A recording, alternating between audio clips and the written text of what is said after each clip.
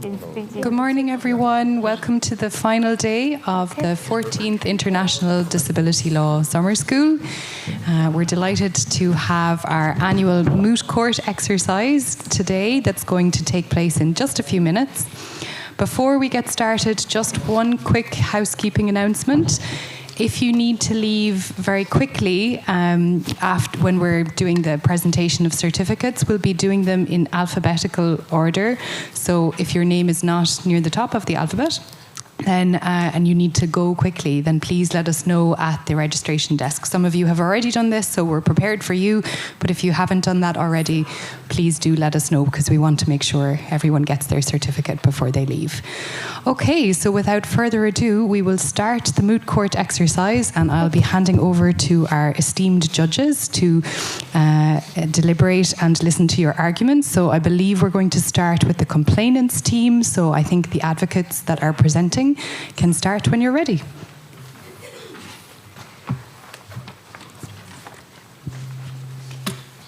Good morning, Your Excellencies and Honorable Chairperson of the UN Committee on the Convention of the Rights of Persons with Disabilities. It is with profound humility and concern that I commence my opening remarks on behalf of Hansel de Fredonia and his parents and seek swift action to address the persistent and systematic exclusion and disability rights violations Hansel has experienced in his education in Fredonia. Exclusion violations that other disabled children like him are also known to have faced based on the evidence. Ultimately, we argue the actions, legislation, and systems put in place by Fredonia are incompatible with the principles and obligations outlined in the CRPD and its optional protocol, and constitute violations of several of Hansel's rights under the CRPD, including, among others, Article 3, the general principles of non-discrimination, participation, inclusion, and accessibility, Article 2, as it defines certain terms, including reasonable accommodations, Article 4, general obligations, Article 5, equality and non-discrimination, Article 7, the rights of children with disabilities, Article 8, awareness raising, Article 9, accessibility, Article 12, legal capacity and access to justice, Article 19, living independently and included in community, Article 23, respect for home and family, Article 24. Can I just stop the complainant for a moment? Can I just clarify that you are arguing that Hansel holds rights under all of these articles? Yes. Okay.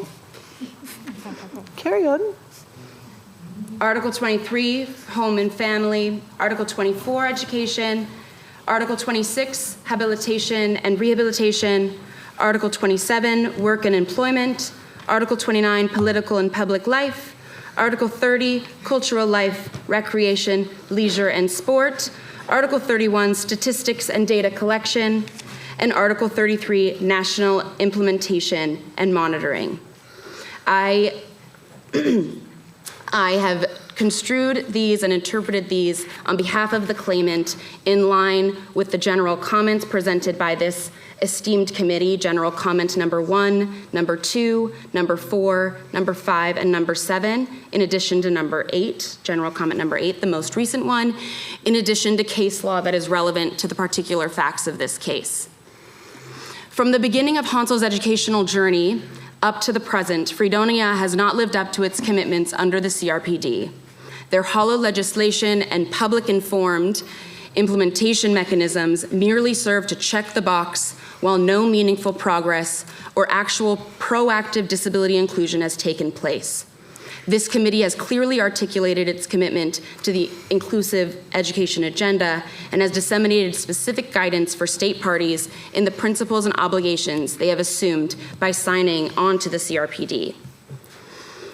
This recognizes the right to education for disabled individuals, including children, and emphasizes the principles of inclusion, participation, accessibility, and non-discrimination.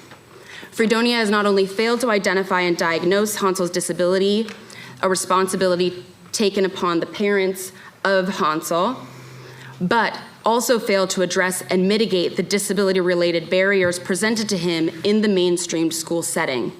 Moreover, Nearville Primary School, a state party actor, implemented Hansel's assistant learning tutor accommodations. Excuse me, can I bring the complainant back to the point about the diagnosis of the disability? Can you extrapolate for me the obligations on the state to actually diagnose disability? Yes, thank you, Your Excellency. Don't call me Your Excellency. Oh, sorry. I apologize. Thank you for that question. In interpreting, based on case law, the statistics and data collection provision, under Article 31, the state is obligated to... what case law? I have it in my notes. One moment, please. Oh, gosh. Data. I'd also like to know the relevance of the case law to the Yeah, oh, of course, of course. Let me see.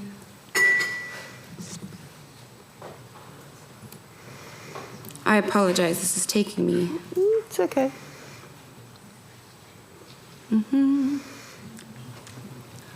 Let me look here.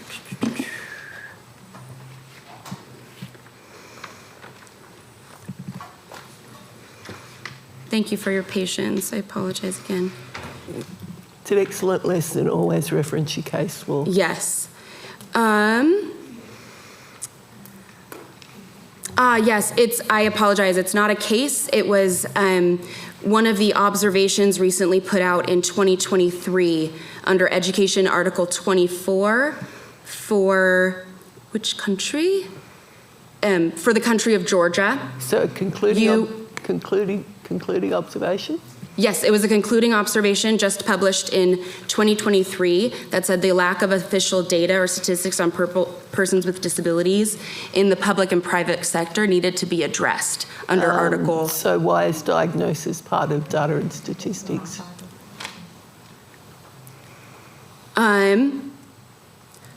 Here we go. D.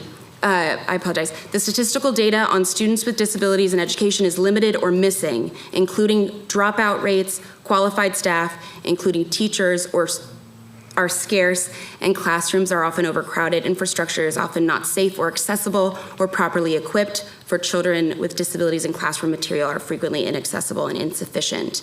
So this committee noted that in Georgia... Our committee noted. Huh? Our committee noted. I remember these concluding observations quite well. What I want you to give me is the logical link between diagnosis and data and statistics. Yes. I believe that the teachers, actually,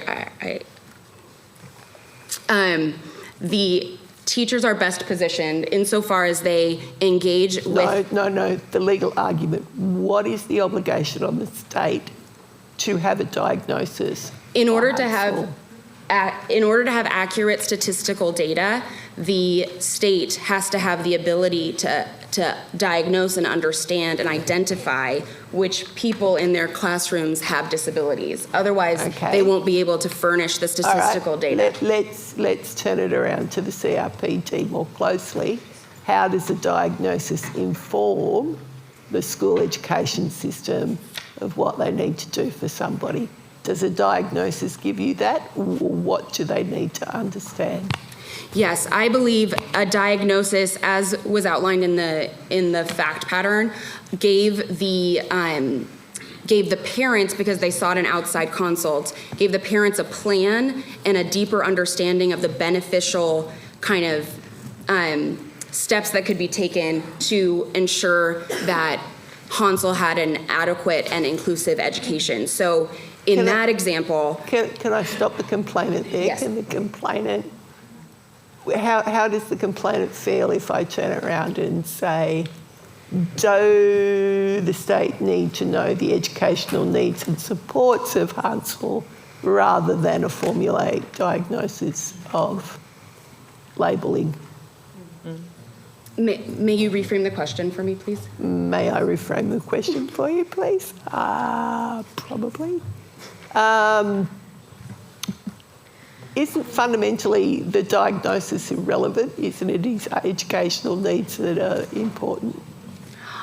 I don't believe so. I believe a diagnosis is able to identify what impairments exist for an individual and thus what measures. All right, that's fine. Yep, that's what you're arguing. That's what you're arguing. Okay, thank you. There's some tea, please.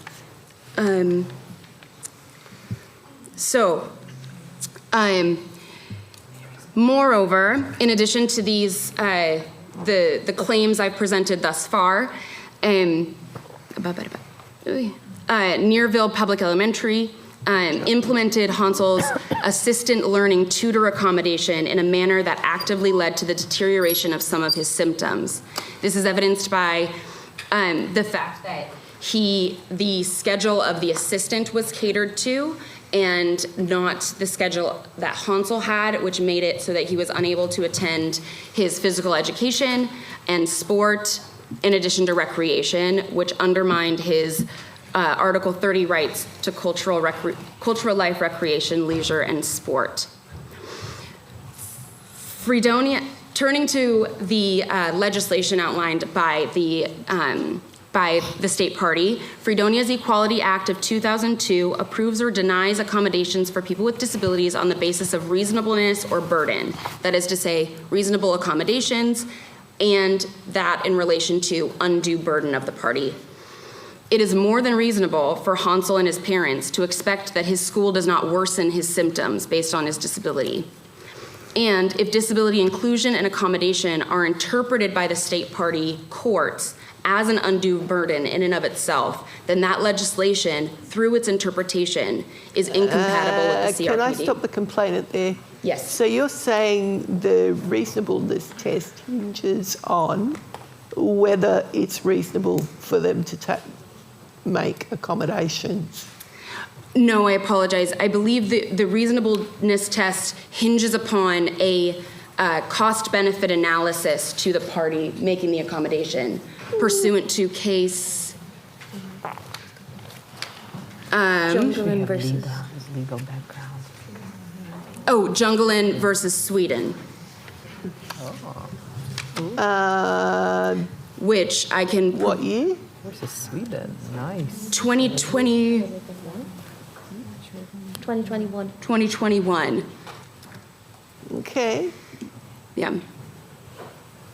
I would have thought the Spanish case was better case law for that. Further. We won't get bogged down in that. I would question whether the reasonable test hinges on whether the accommodation is reasonable, not whether it's reasonable to make the accommodation.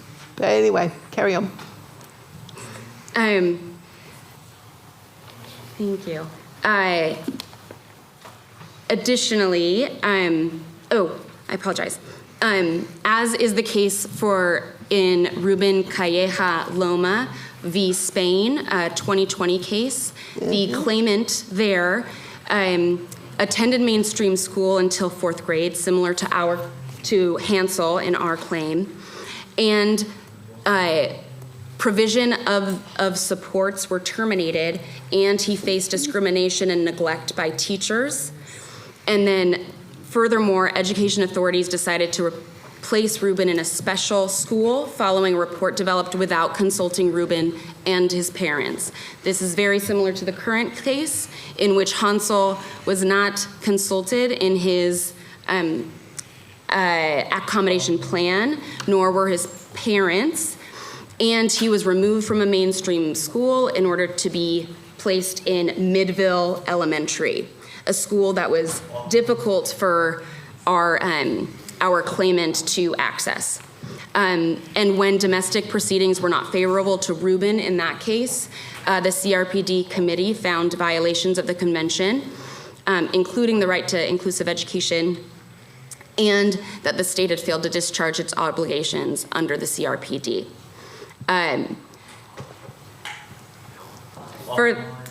Further, we argue that Hansel is not unreasonable to want to swim and play outside and learn alongside his friends. Hansel's parents are not unreasonable to want public transportation provided for their son to be able to attend school, so they don't have to assume the cost and resources to transport him to and from a rural community to the disability-segregated Midville Special School. Fredonia, we argue, has been unreasonable. It is not reasonable to expect a family to drive hundreds of kilometers to drive their child to school because there's no accessible transportation. It is unreasonable to not actively involve Hansel in his own accommodations planning. It is unreasonable to allow the Fredonian people to remain ignorant to the rights of people with disabilities, including children. It is unreasonable to deny Nearville Primary School funding for one of Hansel's reasonable accommodations because the demand is too high and they have deemed Hansel lower priority. It is unreasonable that the National Access Plan National Access Public Education Plan did not reach out to people with disabilities or disability organizations to ensure their perspectives were included in the plans and the content of the modules therein. It is unreasonable that in response to a majority of public commentary in favor of segregated schools, Fredonia would consider maintaining segregation as opposed to educating the public on the clear evidence that universal design learning benefits all students and more tailored learning for individual students improves learning outcomes, and that individual solutions are deemed a reasonable accommodations under 24.5 of the CRPD. It is unreasonable that Midville Special School only links directly to one specific secondary school 100 kilometers away, a boarding and residential school for children with cognitive disabilities, and that this was presented to Hansel's parents by teachers at Midville, saying they strongly suggest, quotes, that this is the, quote, only placement that will be suitable for Hansel. Each of these individual instances of unreasonable state party responses demonstrate how Fredonia's actions, processes, and legislation are incompatible with the CRPD as interpreted by this committee and thus need to be adjusted with the consultation of the disability community. Ultimately, we request that Fredonia, in keeping with recommendations made by this committee under similar circumstances, as evidenced by Ruben Calleja Loma and Jungelin versus Sweden, provide for the following in order to be in compliance with the CRPD state party obligations. We seek Hansel to be included in every step of the accommodations process, for accessible transportation to be provided for the public, active outreach of people with disabilities and disability rights organizations in the development of the National Access to Public Education Plan from 2021 to 2041, appropriate and equitable allocation of funds for reasonable accommodations, inclusive education, and the implementation and monitoring of the CRPD with participation from the disability community, swift action to provide higher education options for students with disabilities in pursuit of their vocational and educational goals, incorporation of accessibility and inclusion measures to ensure access to sports and culture for everyone in Fredonia, including children with disabilities, and our claimant, Hansel, actions to raise awareness of disability rights and counter the negative stigma and misunderstanding pervasive in Fredonia, and a legislative review and amendment to ensure authentic disability inclusion. To date, the CRPD committee has adopted 37 views on individual communications under the optional protocol to the CRPD, addressing a range of procedural and substantive issues. Some of these that informed our claim today were, again, Ruben v. Spain, HM v. Sweden, Salin v. Sweden, JM v. Spain, and Groningen v. Germany. These views, along with the concluding observations, like those found and published from 2022 to 2023 in Bangladesh, China, Indonesia, Japan, Republic of Korea, Laos, People's Democratic Republic, and New Zealand. And general comments number 1, 2, 4, 5, 7, and 8, together with reports on inquiry procedures, make up the majority of CRPD committee jurisprudence. We seek and hope that in keeping with these prior findings of this body, the claimant party, that the CRPD committee should determine that Fredonia has failed to fulfill its obligations under the CRPD Articles 3, 4, 5, 7, 8, 9, 19, 23, 24, 26, 27, 29, 30, 31, and 33, in addition to Article 12, which I accidentally skipped over, when read in conjunction with Article 4. We sincerely thank you for your time and hope you find in favor of the claimant. Thank you.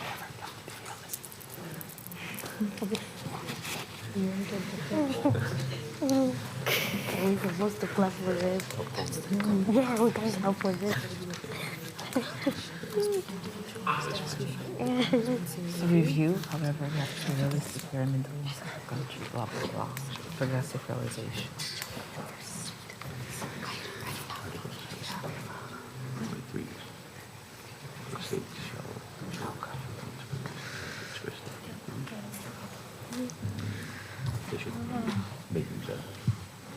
Distinguished members of CRPD committee, I stand before you today representing the state of Fredonia in response to the case that has been filed. We acknowledge the importance of Convention on the Rights of Persons with Disabilities and its commitment to uphold, to promote, and to protect the rights of persons with disability. We respectfully acknowledge the statement by the representatives of Hansel and his family. Fredonia has a track. Stop the state of Fredonia, then I should have picked up the complainant on this. Can the Republic of Fredonia please introduce themselves so we know who's speaking? Yeah. We would like to mention what are the track records that Fredonia had in line with UNCRPD. I don't care what track record Fredonia's got in the meeting and CRPD obligations. I want to know who's talking, please. Yeah, we have a track record of the committee. No. Oh, my name. Tell me your name. Sorry, I'm Adina. Thank you. So I'm the representative of State of Fredonia, joined by my other advocates. I'm Adina Joshi. And I'm Macy. Stella. Thank you very much, Fredonia. Please carry on. Thank you. Fredonia has shown a track record of commitment in respecting and protecting and fulfilling human rights of Fredonians with disabilities. This is evident in our ratification of both UNCRPD and its optional protocol. Additionally, the rights of students with disabilities are protected in our domestic legislation, namely Equality Act 2002 and Disability Prevention of Education Act 1986. Most recently, we have adopted the National Action Plan for Education 2021 to 2041, which includes significant improvement to the provision of accessible and inclusive education to students with disabilities. However, we would like to make a note that we are a middle-income country. Majority of our population relies in agriculture. We are prone to climate disaster, and we are a recipient of international aid. Resource constraint and limited funding, which impact our ability to fully implement inclusive education practices. However, as recognized by the CRC committee in 2020, we are making positive strides towards further fulfilling our human rights obligation vis-à-vis students with disabilities. We would like to make a note that we have entered a declaration of understanding on Article 24 of CRPD, under which the government of Fredonia continues to build inclusive education system, which for now will include special schools. We are committed to developing an inclusive education system under which disabled children have increasing access to mainstream schools. Further, we would like to mention that the state has taken various measures to ensure inclusive education to Hansel to the best of our available resources. From the very start, the school took an active role in responding to Hansel's educational needs, identified in dialogue with parents and teachers.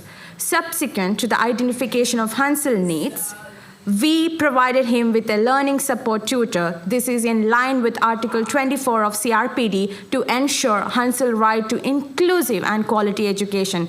Unlike in the case of Rubin, where the complaint has mentioned, the state did try to accommodate Hansel before moving him to special school, and this was in accordance to parents' consent, where the move was made without parents' consent in the case that has been mentioned. We engage the best of schools' available resources to have a personalized education plan for Hansel outlining his support needs. State has also provided inclusive education to Hansel by training teachers in Near Village School. Teachers receive training of individualized education plan for students with disabilities. This is in accordance to General Comment number 4 of Right of Inclusive Education, which makes the state obliged that all teachers and other staff receive education and training to accommodate inclusive learning environment. And also I would like to mention, Mid Valley School has provided a tailored and very individualized education plan for Hansel, and this specialized curriculum and teaching methods are best suited to address the unique needs of students with disabilities to ensure them optimal learning outcomes. Further, special schools in Fredonia provide high-quality education. We see that children with disabilities are more likely to graduate from special schools than from regular schools. Hansel expressed his happiness in special school that he currently attends. It is objections. Yeah, sorry, I don't know. No, objections are After allowed. No, we're allowed to object. We didn't know. Yes, they can object. Just tell us what the objection is. Hansel did not express his happiness. His parents said, I quote, "He seems happier." When was Hansel consulted? That means mornings were better for them getting ready. That means he seems. It means that he is. We understand happy. he's happier in the more accessible environment of Mid Valley School, and that does not accept. Wait, she has to. You're objecting to the facts. Yeah. Yeah. So you're saying, okay. So, where's the statement of claim? Overruled.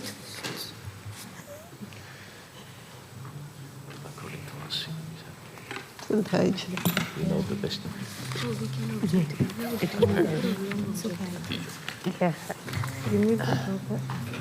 I'll sustain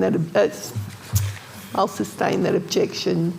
The statement of facts says that he seems happier. He is not claimed that he is happier. He is happier. Please carry on. Yeah. Thank you. Thank you. Next year, he has the possibility to go for a free boarding school in line with requirements of 24 of the Convention. His secondary education will be tailored to his individual needs for the full development of his potential and sense of dignity and self-worth. Therefore, Hansel can also learn to live independently and starts transitioning to an independent living as an adult. Within our current resource Objection. Factual basis for that claim. Our state believes that Hansel will have Hansel's best interest lies in the boarding school because we could provide him tailored education approach. And also... Objection. Where's the basis for that claim? There's no evidence that you provide individualized. We do because as the state the facts are stated that we still have a high number of children graduating from schools with disability. That means that our system are well placed for that, and also it's very important that. So, compared to our neighboring countries, Fredonia has a higher proportion of students with disabilities who complete primary and secondary education, also within our limits of available resources. So, we have a track record of children with disabilities. Also, objection in terms of the facts It's not a lack of funding that was stated. It's an allocation issue. It was never claimed that you didn't have the funding. It was claimed it was it wasn't allocated. I think when it comes to development, we also look at the population. So if Hansel is the only one with disability in his school, and we have a school with 100 children with disability, we might as well allocate it to 100 and progressively. And we are a middle-income cater. country, and we have limited resources. So we have always ensured the best interest of our population in respect for persons with disabilities. Can I interrupt for a second as well on the Everybody seems to be. previous point regarding that boarding school would be in his best interest. So what are the factual measures that you're taking to provide quality education? And by that I mean not only accommodation, but also the education that is in alignment with the curriculum in other schools as well. Yes. That doesn't mean just because you like. The school or the statistics show that the people that graduate from special schools, there's a higher number of them. That it doesn't mean necessarily that the education is in line with the curriculum. So I need to see the connection between this, if it makes sense what I'm trying to say. Yeah. What is the factual? What are you actually providing? Not the graduation part, but Maybe if you would allow us to finish your honor. We just started. Yes, like we maybe our points might reflect on the questions Continue. Would you please allow us to continue and then come back? Yes. Continue. Yeah. Thank you so much. Okay. Special schools in Fredonia provide high-quality education, and we see that children with disabilities are more likely to graduate from special schools than regular schools. Hansel expressed his happiness in a special school that he currently attends. That is, seems to be happier, but we understand he is in the best interest. His teachers are fully trained to provide support to the adapted needs to. The primary teachers are given one elective module in disability rights. Do you feel this is adequate? We are talking about Adequate training? You can't make a judgment on that call. Okay. yeah. Your objection is? My objection is, you say they're given adequate training on disability. However, the teachers of Hansel's primary school have one elective module on disability, which is not informed by the lived experience of any disabled person. We are actually looking at this in our National Action Plan. I will ask the State of Fredonia to refrain from making judgments on the quality of the training. You may put forward that you provide training, but I wouldn't make a judgment call on the quality of that training.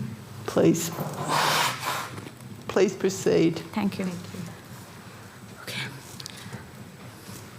We believe special schools enable students to receive high-quality education while we continue our efforts to progress towards a fully inclusive and accessible educational experience for students with disability. The specialized schools currently are an alternative to no education at all, which might be a reality in many countries. Finally, Fredonia complies with progressive implementation. We created a national action plan which would gradually, by 2041, make our education system more inclusive as required by CRPD. Despite having limited financial resources, we as a government are fully committed in harmonizing our national... Facts that inconsistent with the facts.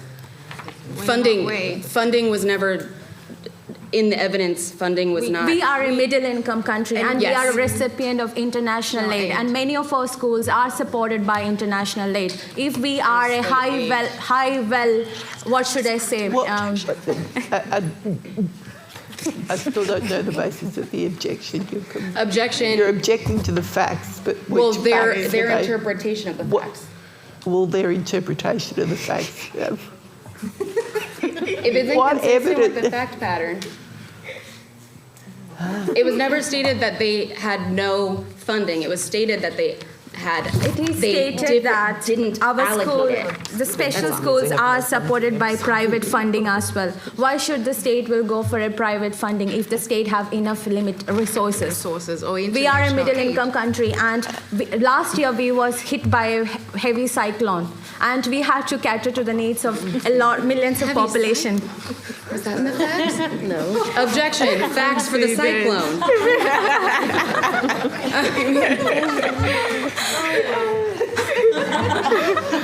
I think we're arguing nickels and dimes here, people. There is the fact scenario does not give us any finite figures. Yeah. Limited is limited, and there's a long bow to draw with that. So, Okay. yeah. Objection withdrawn. Thank you. Some remark from Mr. Joncourt. So I'm translating what Mr. Joncourt typed on his iPad. I would like to be informed of the reasons why the domestic court has rejected how to say that? Why the court has said, the judge of the court has said that it was not a denial of reasonable accommodation. And also I would like the government to review the definition of segregation concerning the choice, the non-choice of being in an institution. That is to say, so if you could see on the general comment number 4 of the CRPD on Article 24. Do you want me to quote that, Nicholas? Okay, that was a yes? That was a yes? Okay. So, it is said that segregation occurs when the education of students with disabilities is provided in separate environments, designed or used to respond to particular or various impairments in isolation from students without disabilities. So, yeah, so you wanted some answer to that, yeah? Yeah, okay. Okay. So the government, I'll go to the point of the segregation. The government of Fredonia has entered a declaration of understanding of Article 24. We understand Article 24 as a government that education system... Sorry, that was a mistake. Okay. So we say that the segregation is important because when the Ministry of Education conducted the public consultation, many of our population, we had a vote system, and a majority of responses indicated that segregated systems are important, should be maintained. So we go with our public memorandum. So that is why segregation has been added, as we feel that is important, as well as our understanding of Article 24, which states in our declaration that its educational system in Fredonia includes both mainstream and special schools. So that's what the point that, as the representative of state, we would like to mention. Can I stop the Republic of Fredonia there, please? When did you ratify CRPD? In 2010. 2010, that's 13 years ago. And we did a review also in 2017. Mm-hmm. Yeah.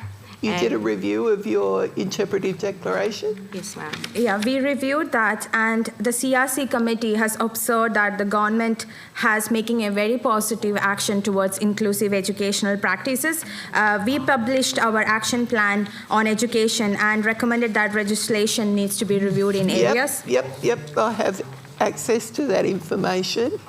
Now, an interpretive declaration is a point-in-time declaration of how the country sees the framing, the legal framing of the particular article in question. Now, 2010, reviewed again in 2017. You say that interpretive declaration is still valid. in 2017, yet General Comment 4, which is very explicit and unequivocal in terms of its position with regards to segregation of children, especially in early education, which Hansel is, you think that that jurisprudence still sustains an interpretive declaration in 2017? We're actively working with our action plan that is going to be effective in 2014. But as we are a republic state, we are also we are a people state. We tend to lean more to what is the public saying and giving towards us. And also because of that, we are trying to make awareness to the public and the community at large, and also emphasize the need of inclusion. Like we know, Rome wasn't built in one day, and inclusion is like a beehive. We need to get all systems and everybody working together towards an inclusive environment. So it really needs, we need more time, and we are middle income country. We are really working towards... I understand the principles of progressive we are working on the progressive realization. Yes, I understand the principles of progressive realisation. I understand the pressures on middle-income states, but you've got an interpretive declaration in place. It seems counterintuitive if you're then, on the other hand, saying that you're putting in place progressive realisation towards inclusion. You either see segregation as part of your education system, ergo your interpretive declaration, and you believe that that is still sustained by the CRPD regardless of the extensive jurisprudence that's been put forward. Just a thought for you. Carry on. Thank you. So in order to provide inclusive education, we will train teachers, school administration, and create inclusive physical educational spaces. We have an extensive plan to do this. Within next 15 years, with responsible ministries taking this forward, we will, within the mandates and allocated resources. As part of the National Action Plan, Ministry of Education has developed a teacher training program with specific focus on disability, introducing one elective module on supporting educational needs, and separate more advanced qualifications for special education teachers. Therefore, Fredonia has sufficiently fulfilled in the best of our resources to meet our obligations. Under UNCRPD, our state has been dedicated to upholding the principle enshrined in the CRPD and working towards full inclusion and empowerment of individuals with disabilities. We thank for this opportunity.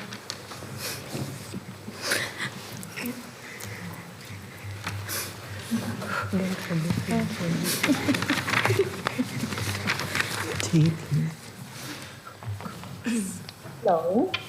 Can the committee see and hear me all right? Yes, we can hear you. Perfect. Thank you. So, good morning to all the members of the committee. My name is Annabelle Schiller, and I am speaking on behalf of the National Human Rights Institution, Rights and Equality Fredonia. We are a monitoring body reporting to the UNCRPD.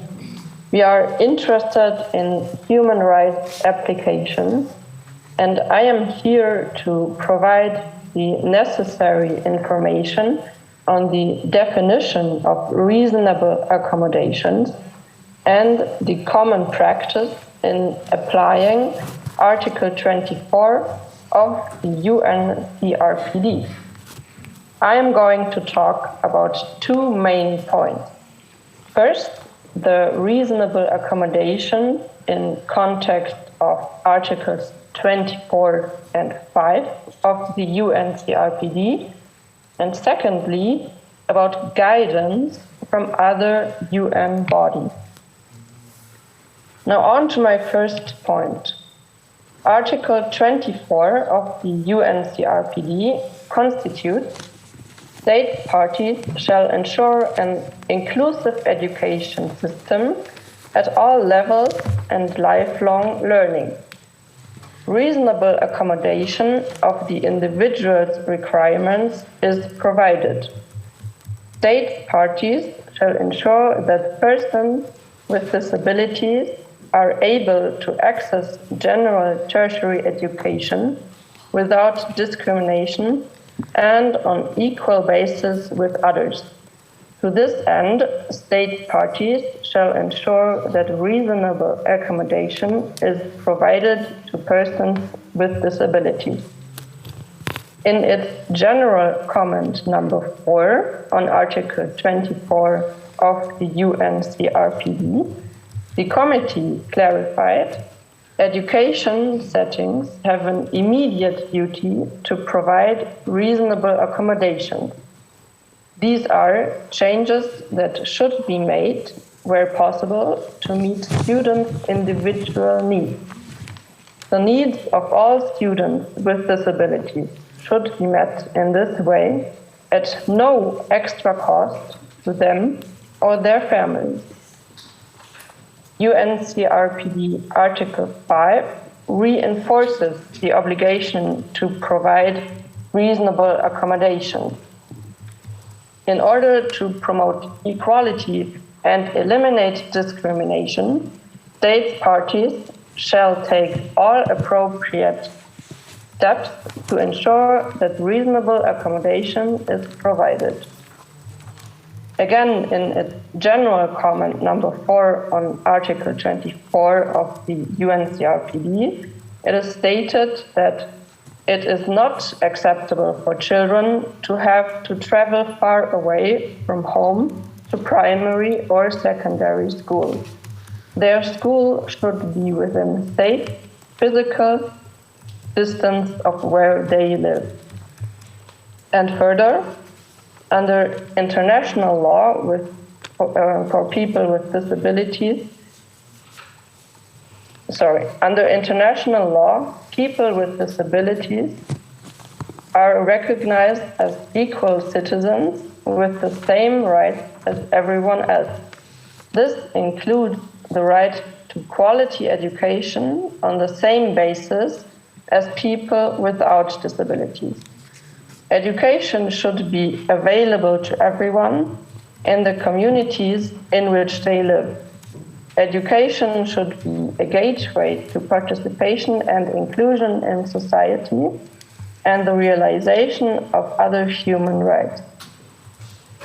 In its concluding observations on the initial report of Georgia, the committee stated that it is concerned about the following: the limited and often ad hoc provision of reasonable accommodation in a broad range of areas, including health. Would someone wanted to stop me? No, sorry. Okay, thank you. This is considering Article 5, by the way.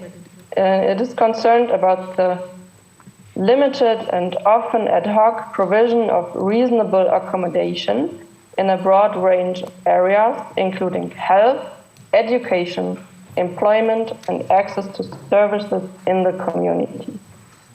The committee is recommending that the state parties of Georgia adopt guidelines and training in close consultation with organizations of persons with disabilities for state and non-state actors on their obligations to provide reasonable accommodation. The committee stated in several concluding observations on reports of different countries that it sees segregation in the educational system with concern. For example, New Zealand, France, Germany, and Belgium. I will quote from the concluding observations regarding the report from New Zealand. The concerning Article 24. The committee is concerned about the increased enrollment of students with disabilities in separate learning environments, such as specialist schools, residential specialist schools, and special education satellite units, despite legislative and policy commitments to inclusive education. It recommends that state party should develop an inclusive education strategy that includes measures for the devolution of segregated education settings into a mainstream inclusive education system. Now on to my second point, the guidance from other UN bodies. I would like to provide a quote from the UN Women Brief on accessibility and reasonable accommodation. Reasonable accommodation is defined by the Convention on the Rights of Persons with Disabilities as the necessary and appropriate modification and adjustments, not imposing a disproportionate or undue burden where needed in a particular case, to ensure to persons with disabilities the enjoyment of exercise on an equal basis with others of all human rights and fundamental freedoms. The word reasonable in the term reasonable accommodation does not refer to imposing a disproportionate or undue burden, as it follows in the CRPD definition. If that were the case, it would mean that the same adjustment would be reasonable if it was in a context with lots of resources, and not reasonable in a context with less resources or without resources. However, the reasonable in reasonable accommodation refers to the first definition, that it is a necessary and appropriate modification. If it is relevant and effective and appropriate, then it is a reasonable accommodation. The assessment of whether or not it is an undue burden might change if a context has more or less resources. So reasonable is to be seen as an individual question, and the question of undue burden is secondary. And I would like to end on that note. Thank you. Can we talk?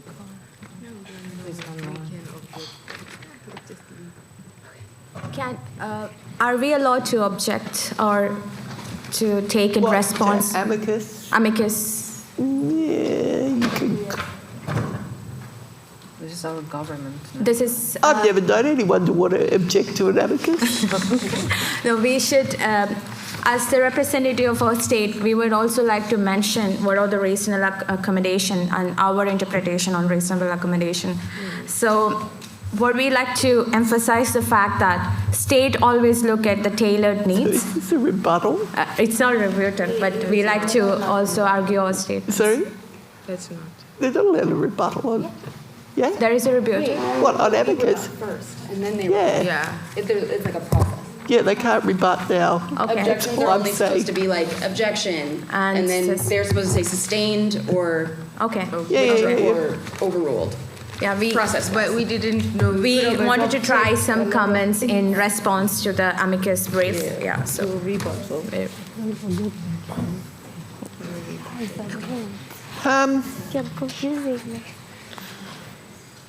Anyone who set the rules of procedure? Eleanor? Are they allowed to object to an amicus? We didn't say they were. Sorry? I have them here. Yeah, I know, but...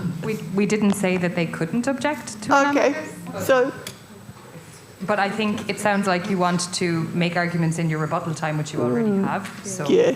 I defer to the expertise wait of for the the Oh, committee. don't give me the expertise. We don't do this. Save it for your rebuttal. okay, thank you. Oh, I have. Okay. Good morning. I'm Deborah Chilinda, and we are Save Our Schools, a coalition of parents and teachers. So we are in favor of maintaining a high-level supportive schooling, since mainstream settings evidently cannot cater to our children's needs. So like Hansel, we can see that inclusive education doesn't meet the needs of students who are in need of high supportive needs. In Article 24, 2D, we see that persons with disabilities receive the support required within the general education system to facilitate their effective education. Also, you can go on and read in Article 24, because it's supported in Article 24, 2, C and E. In the mainstream school, we see that Hansel was experiencing segregation, which caused him to be unhappy and would get very angry getting up in the morning. So he needed to go to, whenever he needed to go to a mainstream school, he would be very angry. Since moving in a specialized school, we see that he is more happier and doesn't get upset in the morning, and he's very willing to go to school. And Article 7 states that the children with disabilities have the right to express their views freely on all matters affecting them, which what Hansel was doing. He had a say in his way of schooling. Hansel wants to go to a specialized school, so therefore it was accommodating his wishes, and therefore it is less institutional. We can see that authorities in Fredonia are doing a good job in implementing the facilities in the specialized schools, as they have put in place an action plan for education, which is from 2021 to 2041. And the 20-year plan outlines that government is committed to their obligations, as we can see that the government is training more teachers in Fredonia. So which means that teachers in Fredonia will have more knowledge on how to handle persons with disabilities in their schools. In Article 4.3, Fredonia is like we can incorporate it like Fredonia is moving in the right direction, like it is stated in Article 5 on equality and non-discrimination. In Article 5, maybe if you can. Can I just stop the abacus there for a moment and get some clarity on the logic of the argument that's being put? You're providing us with information that suggests that just because a situation is less frustrating and less aggravating to the student, that it is somehow more beneficial in the long term in terms of their educational experience. Isn't it just that it's not frustrating in the immediate term, and that the segregation may still actually have a long-term impact on Hansel's development and his ability to exercise human rights? Okay. We see that in the action plan that Fredonia has, it states that in the long run, by 2031, the action plan aims to integrate all mainstreams and special schools, bringing these schools together in the same campus, but they'll maintain they'll be in the same campus, but they'll maintain the separate rooms, and it means that all the... So we're going to go back to separate but equal, a non-discrimination principle that was clearly dismissed in Brown and the Board of Education.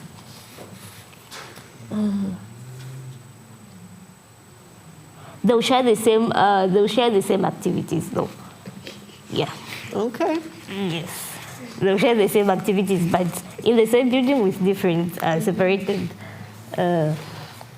schooling. Yeah. I can continue? Yeah. Okay. Yeah. Okay. So the government, okay. So it stated in Article 5 that on equal equality and non-discrimination, this will, oh my gosh, I'm getting lost. Until inclusive education is sufficient, we need specialized schools. So the Article 5, equality and non-discrimination, it means that Hansel will not feel segregated anymore and do not feel the discrimination as it was in the mainstream. Yeah. Okay, I'll continue. I am Rahab. I'm part of the Parents and the Teachers Association. There's clear evidence to show that children in specialized schools complete education. You know, in Fredonia, we see that the fact that they were being involved in developing content compared to their neighboring countries, it goes to show that there was a higher students with disabilities completing primary and secondary school education. I'm struggling to hear you. Sorry. Maybe you could take your mask off. We are saying, due to the fact that these children, some of the things that were happening in Fredonia, like students being involved to develop the content for the modules, it shows that at least they are being involved in making these decisions, which impact in their education. Like most of them are completing secondary and primary school compared to other countries, neighboring countries. That's a positive aspect of this particular Fredonia state. The CRPD comment 4, paragraph 4 states that placing students with disabilities within mainstream classes doesn't necessarily constitute inclusion. So we can see even when he's in other schools, where he felt maybe he wasn't happy or his needs were being met, that it didn't show that it meant that his needs were being met. The other point is this: the mainstream school has not had the children with disabilities to a sufficient extent. No, like we are seeing that they are not always involved, not always on all aspects of their lives. So, yeah. Government has had a public consultation ending with conclusion that segregation is necessary. You know, like in our case as parents, we are arguing that specialized support is the way to go in some instance. And we are seeing that this Fredonia stage is also making an effort to ensure that they're able to get responses from families and to engage them to participate, which is key in hearing the voices of other people. Yeah.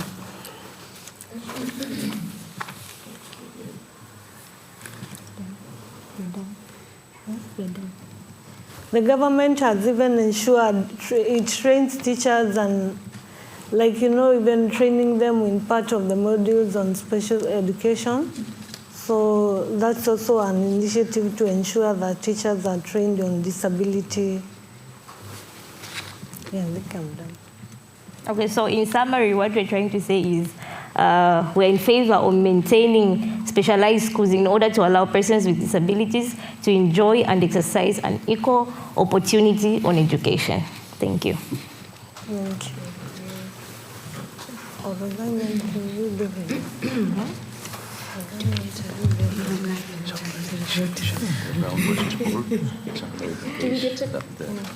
Segregation, but participation based. I'd rather not. Like, I've kind of got my head buzzing.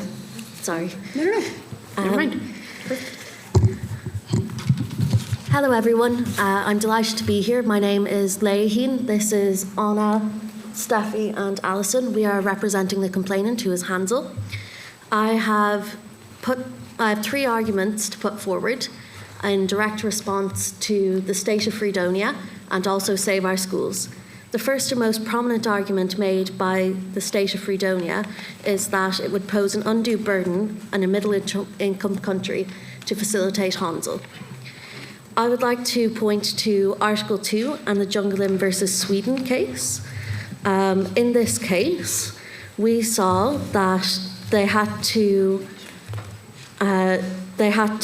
state party must demonstrate a thorough assessment of the claim to deny reasonable accommodation. The state party must provide evidence of this assessment. I asked the state, where is this party's assessment demonstrating that it is undue burden or that it is a disproportionate cost to the state? Where's the cost-benefit analysis? Has one been carried out? They may respond in their own time. Article 24, General Comment 4, also talks about inclusive education. When we speak about education and relevance to 24, we must remember that education that falls short of inclusive, i.e. integration, which is the greatest form of inclusion that we have seen so far from Hansel's experience in school, or exclusion, or indeed segregation, which the state are advocating for now, are all failures. Falling short of inclusive education, be it through integration, exclusion, or segregation, are all failures of the state. Objection. Now I would like to... We'll take two questions. Can we time. go by question, 2 questions at least? Sure. How does it happen? How you want Do we to? let him finish her rebuttal, or we can object to that?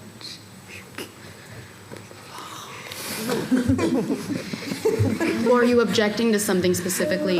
Yeah. Okay, what's the objection? Are you rebutting in an objection, or are you objecting in an objecting? I think we want her to state something. We didn't understand what she was saying. So, exclusion, can you just revisit the definition of exclusion? So, Hansel was excluded by being taken out of his class during school time. This was to suit his tutor's needs and schedule rather than for any reference to Hansel's right to be involved in his community and his desire to be involved in sports and to be around his friends. Great. Article 7 states that children with and without disability should be held at equal. We all know that if you're not academically doing well, we need to take down certain extracurricular activities so that time is used to subsidize and improve your academic need. So it's nothing that is discriminating. We also find it in children without disabilities. It's just a constant cliche of trying to balance the academic time and improvement Objection, of they're the child. rebutting they're rebutting. Also, I have an actual response. Sorry, no offense. You're doing great. Okay, Hansel might need more time due to his executive functioning issue, but that time should not be taken out of his community time, his swimming, and for commuting him to and from a 30-kilometre distance in a rural community. It's not acceptable to take a child out of class and to exclude them and to then further segregate them and then claim that it is all in the academic interest of the child when, in fact, taking them out of class is not in their academic interests, in the interest of the tutor, who, schedules matter, apparently. I think it's very important that we still go back to Article 24. We have tried to include Hansel into mainstream. Okay, we're getting a dialogue here. Are we having a rebuttal, or are we having a rebuttal? Yeah, I'd like to have a rebuttal. Thank you. Okay, I would like to further make the point on the undue or disproportionate burden that you are a middle-income country, and while I understand that, the use of your resources is poor to dismal. The resources that you put into I may object on that. That is a judgment. A valiant judgment. Okay. Well, the resources that you put into disability advocacy and disability awareness in schools is, in my opinion, not adequate. But the measures that you put are twofold. One, an elective module for all primary school teachers, which is not informed by the lived experience of anyone with disabilities, which is frankly in breach of nothing about us without us, and there is an article Can on we that. have a legal on standard to be compliant with rather than a campaign slogan things? Yes, Article 12. It doesn't include the legal capacity and also like the How about you representation. just come back to 4.3? 4.3 in the convention, just run with that. Okay. Sorry, 4.3? 4.3. I'm afraid I have forgotten what 4.3 is. Closely I apologise. consult and actively involve people with disabilities. That's exactly the correct one. That would be the correct one, yes. Yes, Article 4. Thank you. So, I would also like to point out that the state has enacted a hierarchy of disability, despite the fact that a medical consultant has diagnosed the executive functioning issues of Hansel to be a disability. It is not our place to question the legitimacy or to deem a child low priority due to the fact that... Objection. So in the case of Hansel, the state have never state has, in the best interest, state has always provided reasonable accommodation. We have provided immediately after the diagnosis, when the Hansel parents came to us, we have provided him with a learning support tutor, which is in line with reasonable accommodation. We tried in all our best to provide a inclusive environment for Hansel, but we looked at Hansel required much more, a much tailored approach. So we suggested, as the school has suggested, like it would be good for Hansel to join Midville School where he could get more accessible environment. So the state feels in the case of Hansel that in the Article 7 says, concerning with children with disabilities, the best interest of the child shall be primary consideration. The state consider the best interest of the child is to attend Midville School where he can get accessible environment and he can have a very much tailored approach in education. Okay, so we're prosecuting here what the core of the argument of the claimant and the state is. How about we just acknowledge that that is the core of the argument that's on the table and we move on? Yes. Okay, moving on. So, aside from the hierarchy of disability, I'd like to bring up Article 33 on national implementation and monitoring. By ratifying... Why? Why? I'm about to say. Oh, okay. By ratifying the UNCRPD, the UN Convention on the Rights of Persons with Disabilities, in 2000 and 2002, that is not implementing the... ratified in 2010, ma'am. No, it says in the written thing that it was ratified in 2022. 2002. 10. We ratified in 2010. Okay. Either way, you ratified it, but you didn't implement it, I feel. And this... Objection. We domesticated. We have domestic laws, and we actually, in the case of Hansel, if we take Hansel case as important. I can't hear you both at the same time, sorry. Okay. Right. I bring this up because it's not an undue burden in a society where people with disabilities are truly viewed as equal, which is a point that I will come back to later.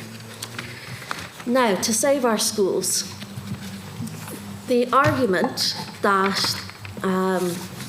that there would be a deterioration, thank you, in the educational quality provided to all children in schools by including and embracing people with disabilities as part of the classroom is a flawed one, because when we look at the PISA, which is the numeracy and literacy tests that are carried out internationally, we see that Finland and Canada rank in the top 10 consistently. We also note that China and Japan, who do operate a more segregated system, do also be included in this. But in the observations and recommendations in UN cases, recently, we noticed that Bangladesh, China, Indonesia, Japan, the Republic of Korea, Laos, and New Zealand were all in breach of the UNCRPD. So are these, when we know that both systems can work, why would we go for the one that excludes people and segregates people? Secondly, on the subject of other children. Can I answer one question at a time? Yeah. Okay. So that one is, it's not necessarily going to segregate everyone, because you have, like you've seen in the mainstream, when they tried to give Hansel some time, like a private tutor and everything, it didn't work out for him. So, and the classroom, even if they provided a private tutor for him, the classroom was not changed. So it means that his needs were still not met. So in the specialized school, if that is met, like you have seen it by 2031, they want to have the mainstream and the specialized school in one building, and them enjoying the same activities. It means that children with disabilities will still enjoy the same education facilities as people with the children without disabilities. So it doesn't necessarily segregate them. We're just trying to meet their needs with the type of children that's with different special needs, because not everyone has the same disability and the needs. So the specialized schools try to meet the needs of those children per child. Yes. I agree with the amicus, the Safe for School. We have the same point. We understand that special school offer a range of supportive services such as speech therapy, occupational therapy, and specialized instructional strategies, as you have already Again, we're rebutting here. Can we just let them finish their rebut before we get to rebutting? With regard to your comment, Deborah, I appreciate and respect your concern for Hansel, but I will address that in my third point. Okay. Thank you. So UDL, also known as Universal Design for Learning, is not only good for disabled children, it is good for all minorities.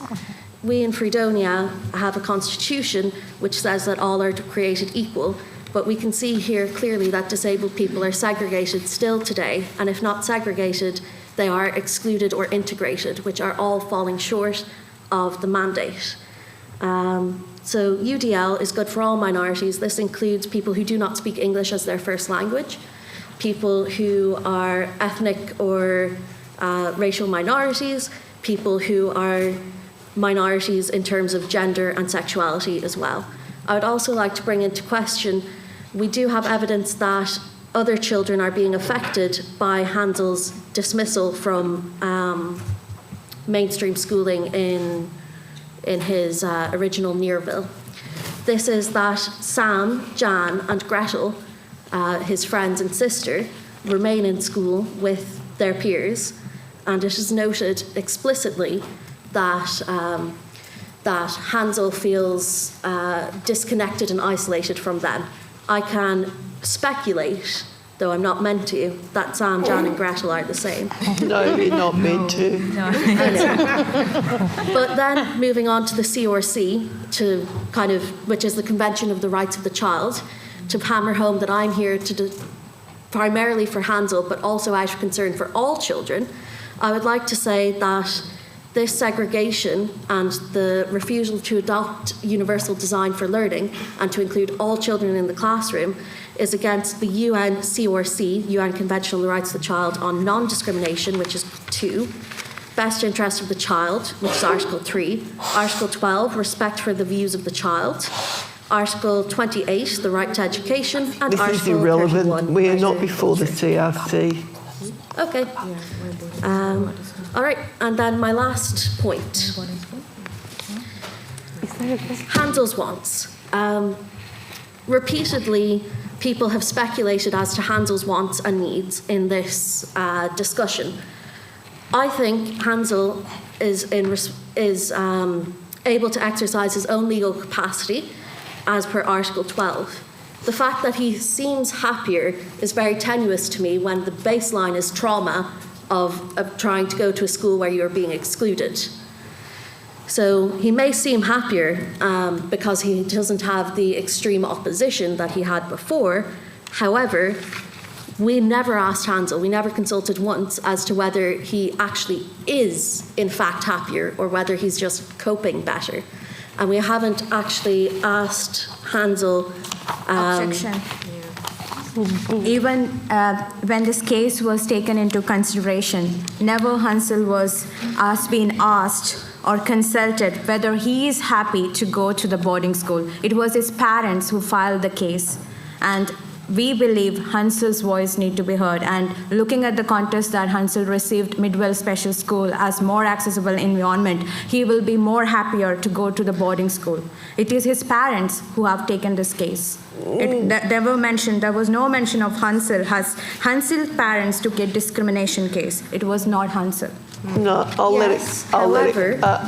let it go because your argument should have been that Hansel was consulted, but he wasn't. So let's just run with the facts. Yes, and thank you, Rosemary. Also, on that, Hansel should be given a choice between both Farville, which I personally wouldn't choose but is irrelevant, and the close secondary school, because nobody at any point have we seen has consulted Hansel, and this is in direct opposition to 12.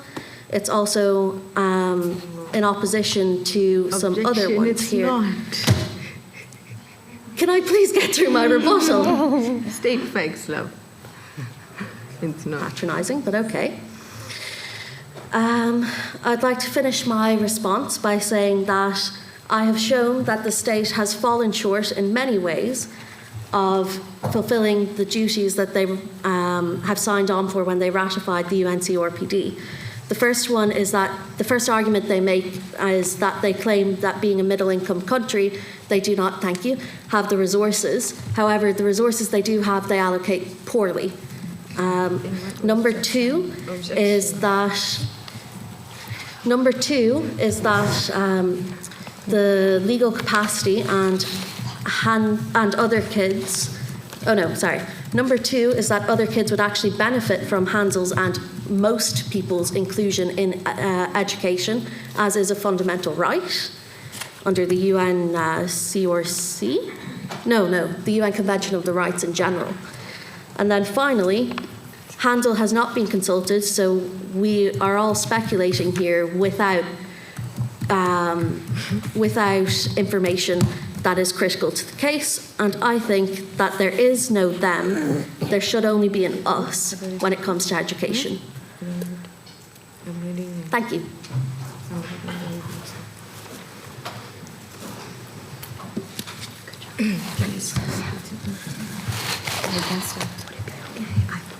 Special schools or residential schools offer a comprehensive range of support services. These are speech therapy, occupational therapies, and they are very specialized to their strategies. These services may be more readily available in special schools than we could find them in mainstream.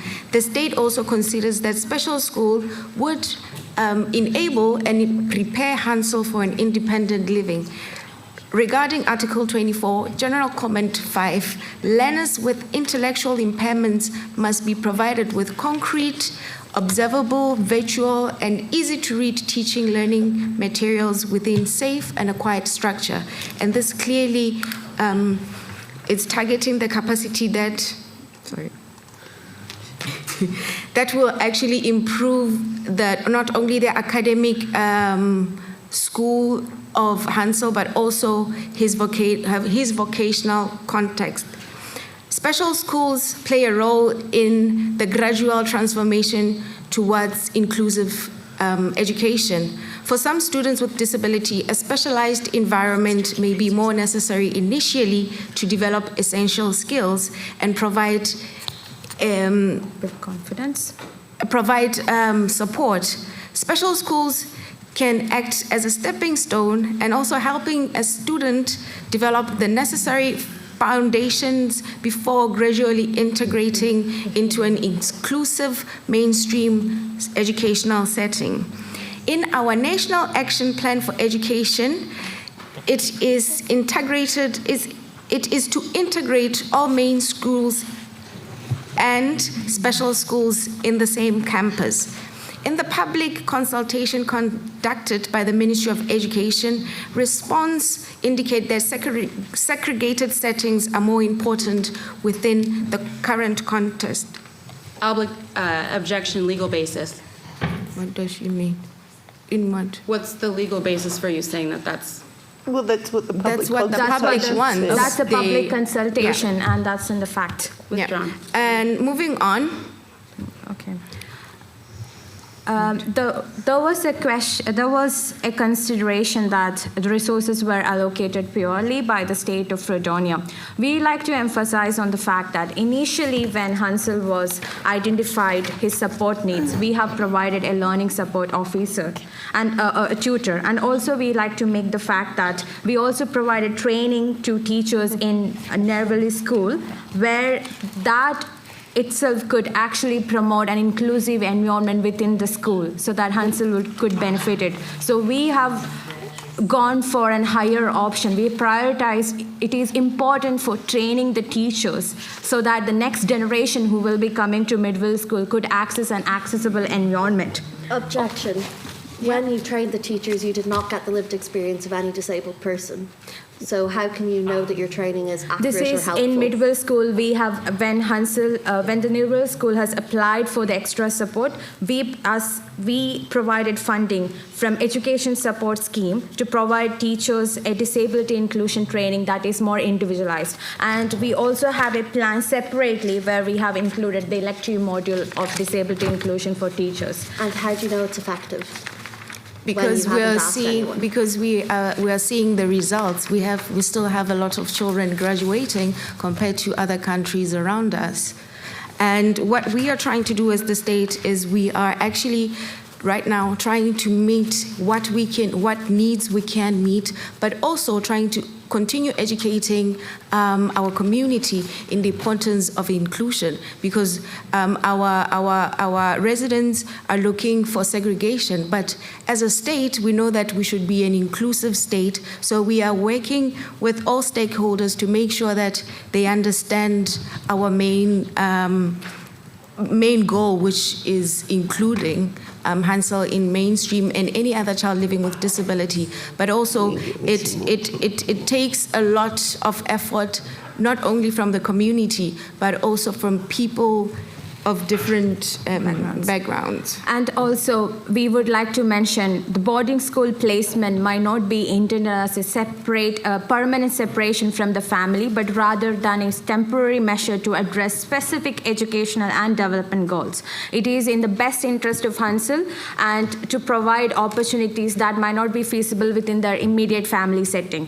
While Article 19 and general comment, as the complaint has been filed, emphasize the fact of importance of growing up the family, we as a state would like to mention that where the child's best interests and educational needs are being prioritized, a boarding school or a segregated setting will be a valid solution that does not necessarily compromise the family rights under Article 5 of UNRC.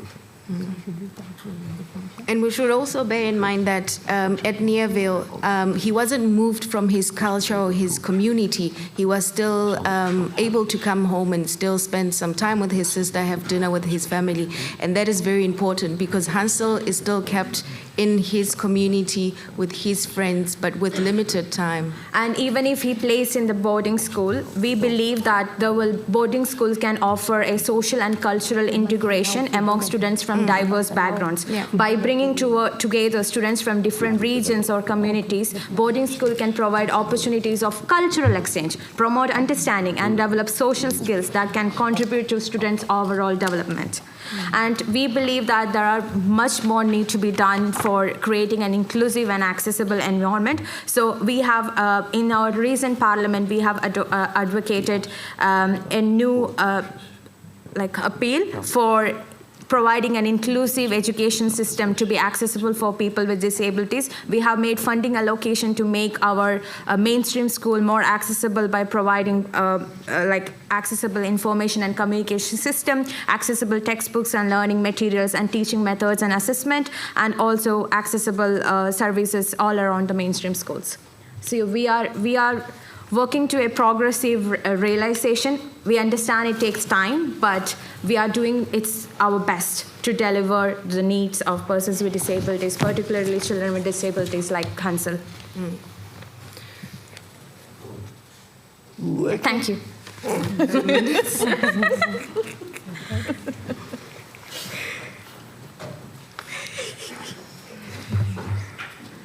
Why is everyone looking at me?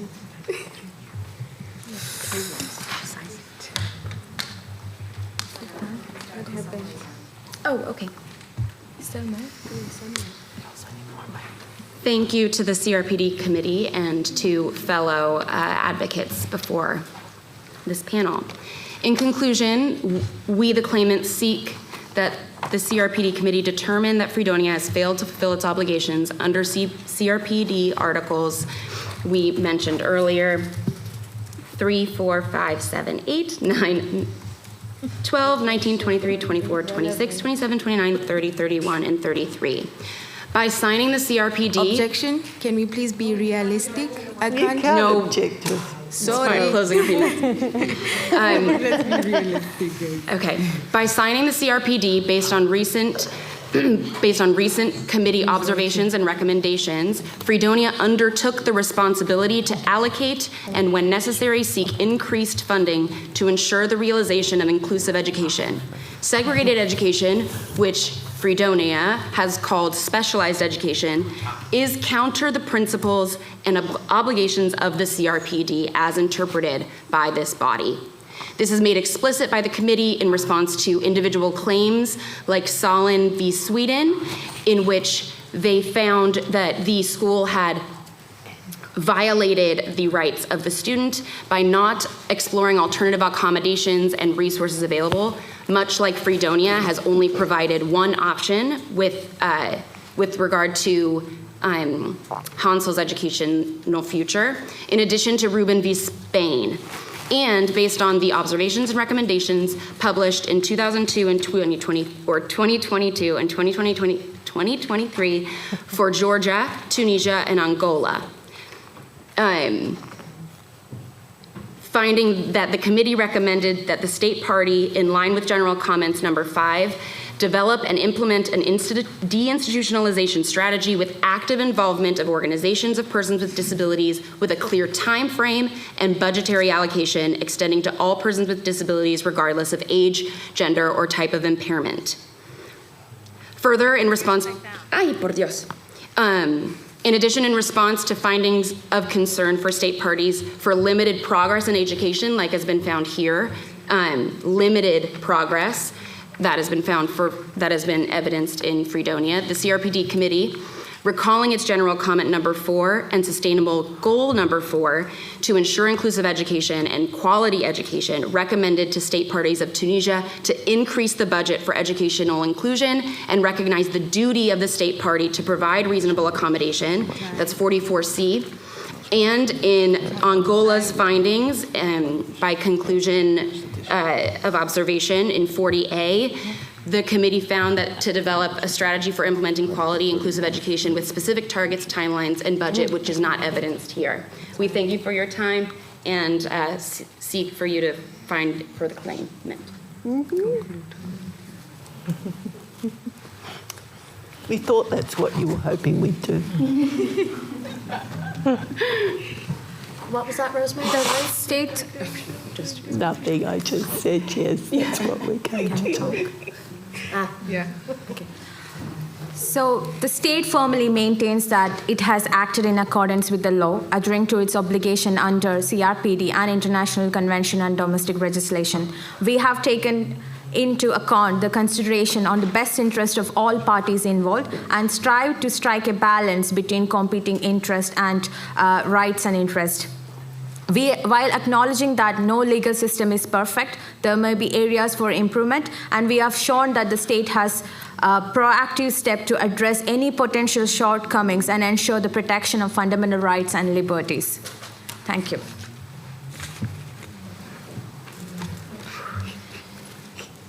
Again, please confirm you can see and hear me all right. All good from here. Perfect, thank you. So, summarizing the arguments of the NHRI, Rights and Equality Fredonia, Article 24 UNCRPD provides the right to inclusive education and the obligation to provide reasonable accommodations, which is reinforced in Article 5 of the UNCRPD. Reasonable is first to be understood in the meaning that it is a necessary and appropriate modification for the individual, and as stated in the general comment number 4, it is not acceptable for children to have to travel far away from home to primary or secondary school. Thank you.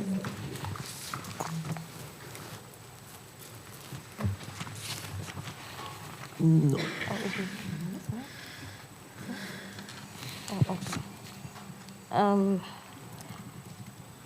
In conclusion, we maintain that mainstream education that does not meet the needs of persons with disabilities does not support the rights of children, and the specialized schooling setup is required within the general education system to facilitate the education in the preferred, because it's preferred in the best interest of the children.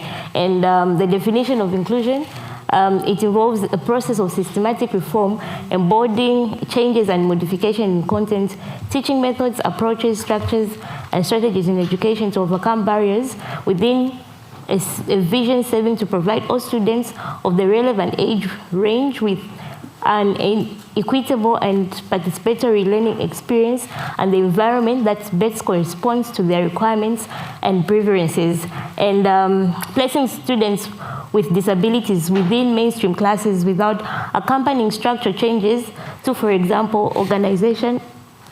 Integration does not automatically guarantee the transition from segregation to inclusion. Thank you.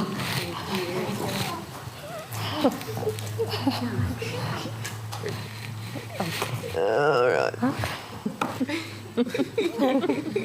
Should we all leave so you can discuss, or are you all leaving?